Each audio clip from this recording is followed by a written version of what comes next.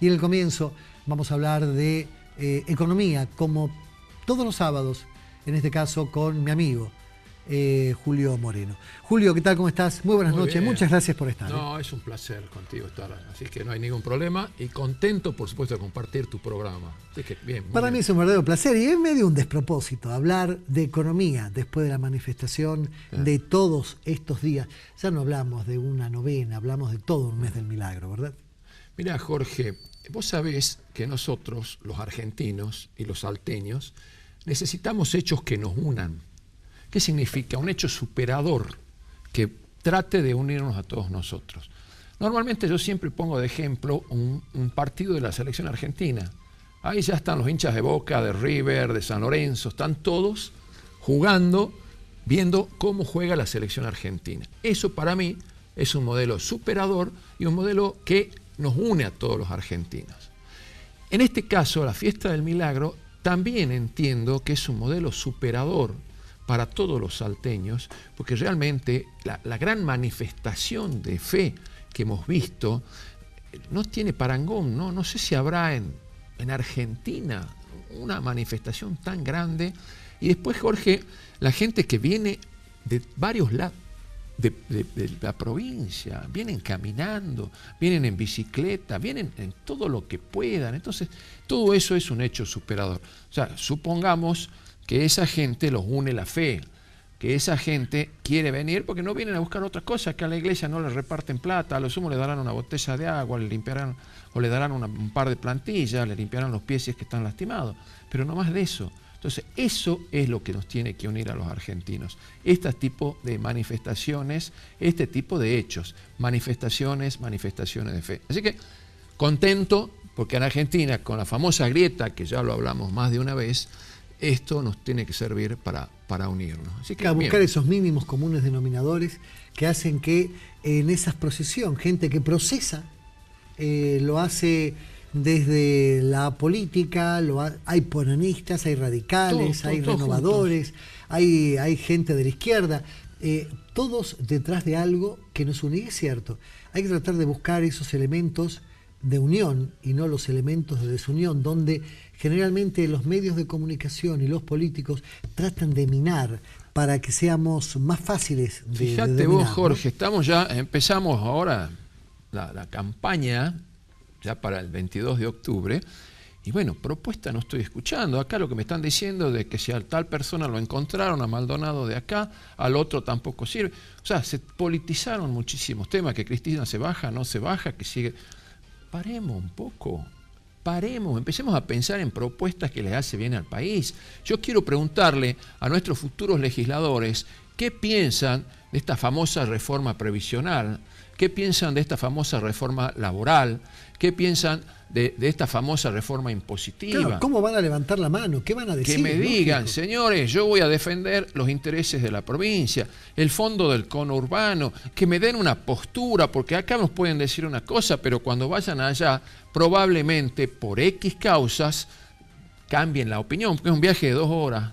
Cambien de opinión, no sé por qué, ¿qué les hace falta? ¿Qué les hace?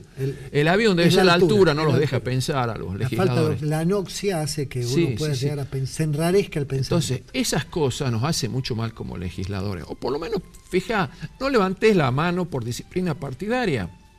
Levantá la mano porque realmente estás convencido de que eso va a beneficiar a las personas que te han votado.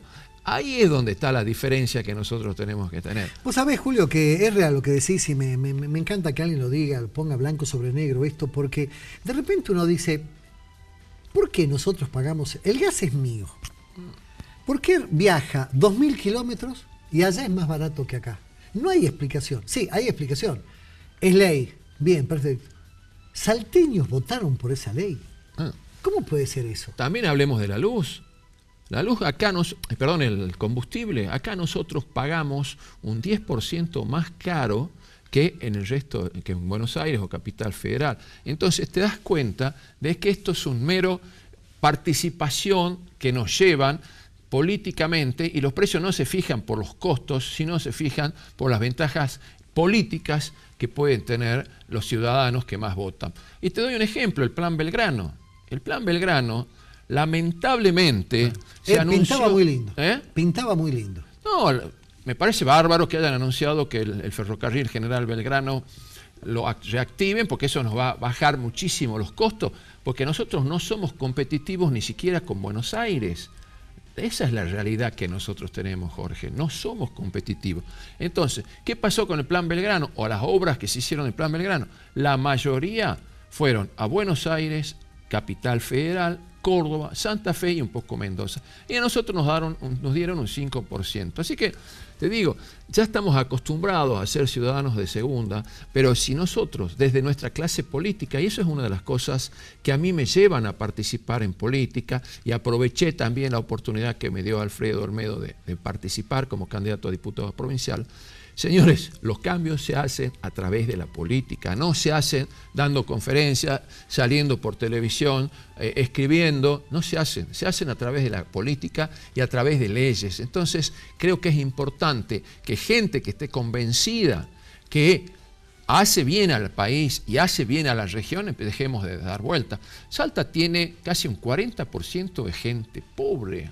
Para que tengamos una idea, en los 34 años de democracia, esta última democracia, cuando empezó la democracia teníamos un 7% de pobreza.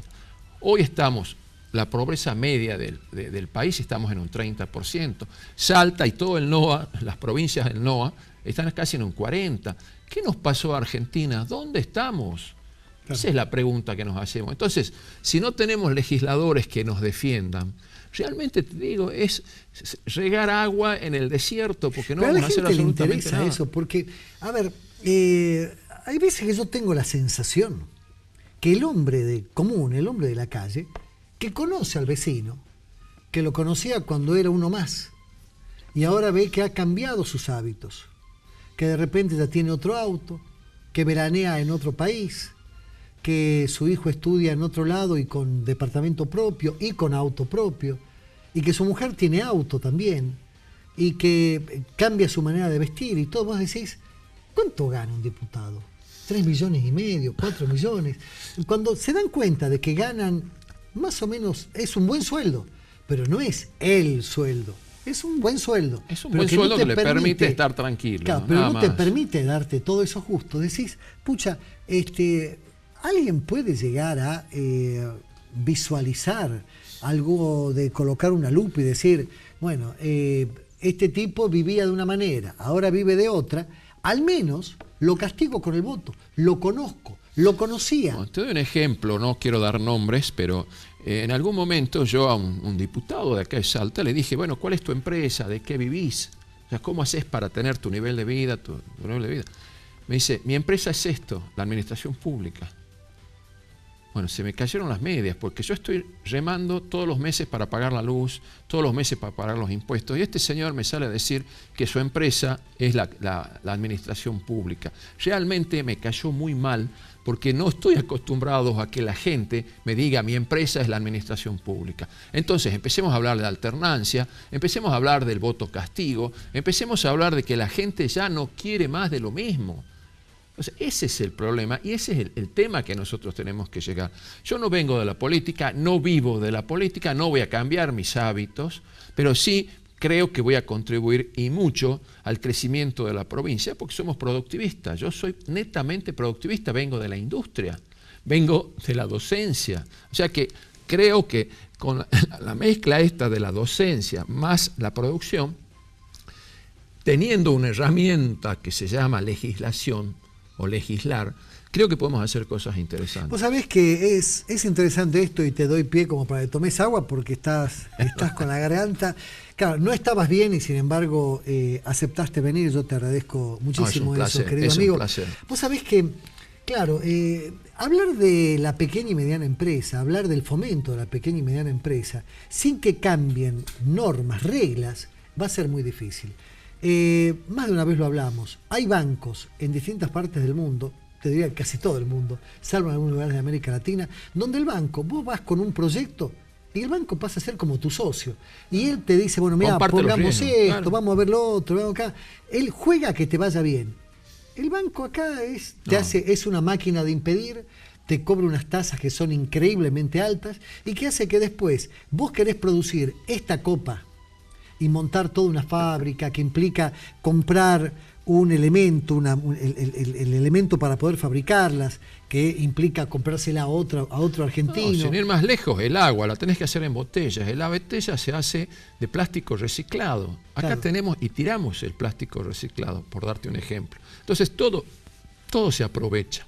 Lamentablemente, la visión de quizás nuestros empresarios nos hace mal porque están acostumbrados a recibir un subsidio, a recibir plata, y eso es un problema ya de 2 o 3 generaciones, que la gente no invierte, la gente no busca emprendimientos, no busca correr riesgo porque sabe que el gobierno le va a otorgar algún tipo de beneficios. Bueno, eso de a poco se tiene que ir terminando. Yo quiero dignificar también a la gente, quiero dignificar al papá que se siente en la mesa con sus hijos y le diga: hijo, esto es el fruto de mi trabajo. ¿Cuándo vamos a empezar a valorar las cosas que nosotros tenemos? Vos venís del palo peronista, ¿no? Vengo del palo peronista. Bueno, Perón decía que el argentino tiene que producir al menos lo que consume. De repente algo pasó después de la partida del segundo gobierno de Perón, y la cosa empezó a andar mal. Y de repente empezamos con esta cultura del te doy, aunque no hagas nada a cambio. Mira, Jorge. Y se pudrió todo ahí, ¿no? Se pudrió todo porque es una consecuencia de los gobiernos populistas. Un gobierno populista es el que da plata a todas las personas para poderlo tener cautivos a esta gente. Porque esta gente que recibe un dinero o subsidio, lo que sea, tiene el voto cautivo de quien se lo da al voto. Entonces eso a la gente se tiene que dar cuenta de que eso le va a perjudicar no solamente a él, sino a sus hijos. Hay que empezar a cambiar, los paradigmas pasan por otro lado, el mundo pasa por otro lado. No podemos pensar permanentemente que el gobierno va a seguir siendo nuestro benefactor. El mundo cada vez se está achicando más el gobierno, cada vez la actividad privada está creciendo.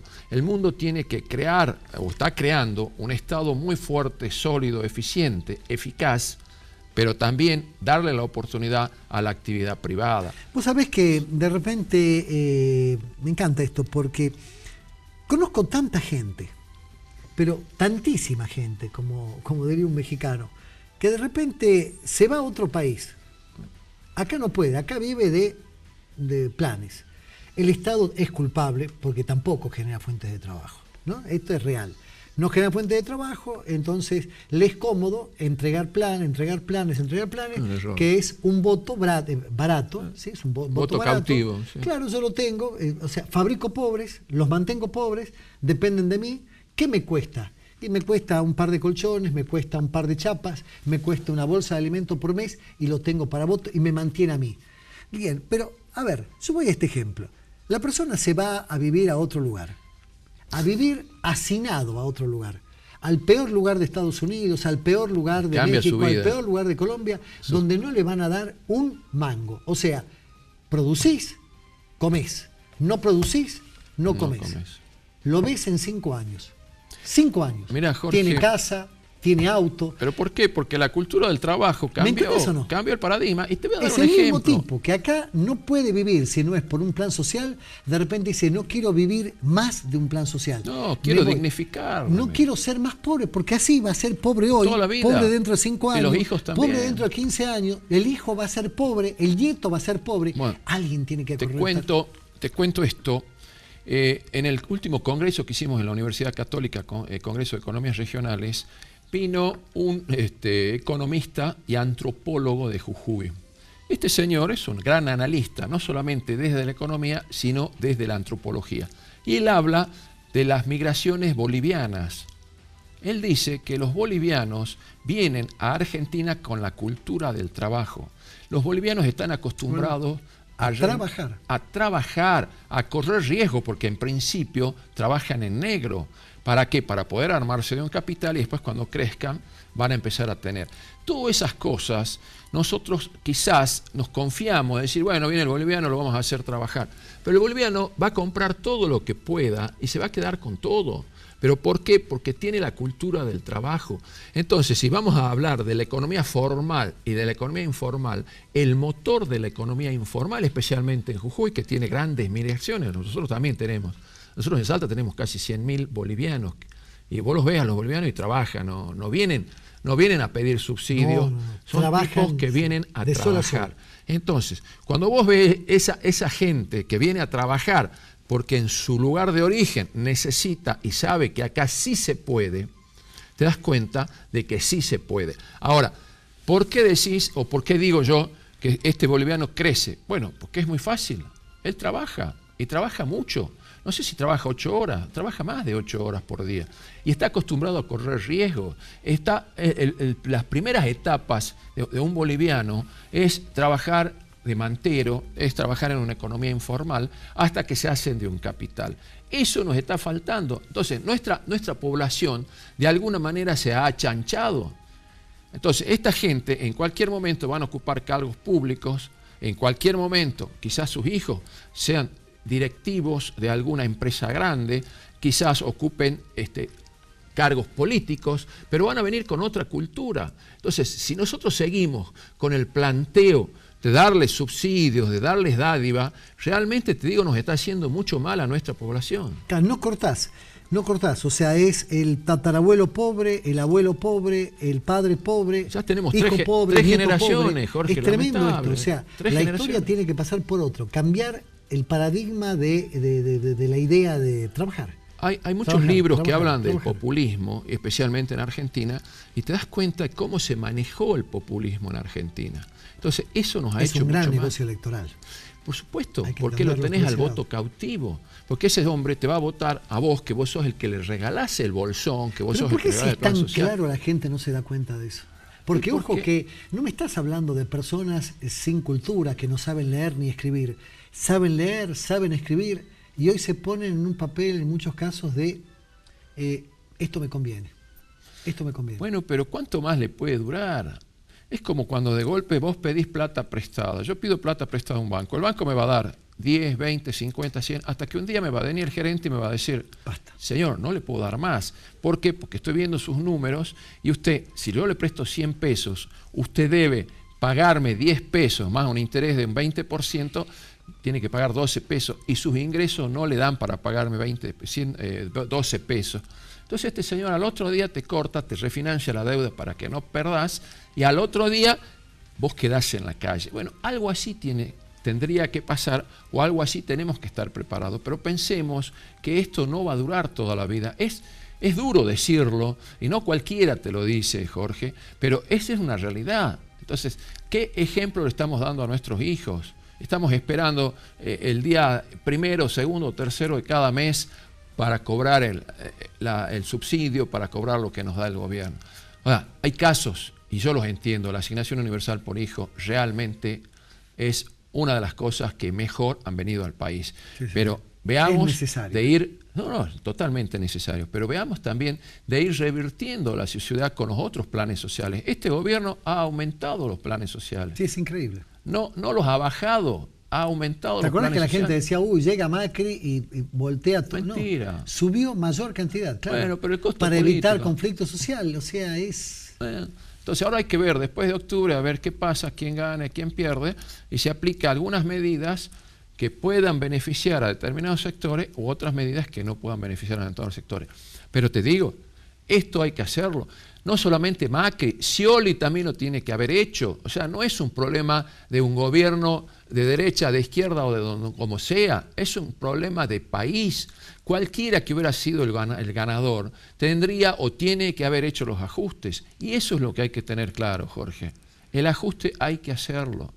Es mal, yo hablo en contra mía, pero si yo no digo a la gente cuál es mi realidad, cuál es mi verdad, te garantizo que en algún momento va a decir, este tipo nos mintió, y yo no quiero mentir a nadie. Julio Moreno, como siempre, más que claro, y muchísimas gracias. No, un gusto. Un verdadero placer. Buena semana. También para vos. También Muchas para vos. gracias.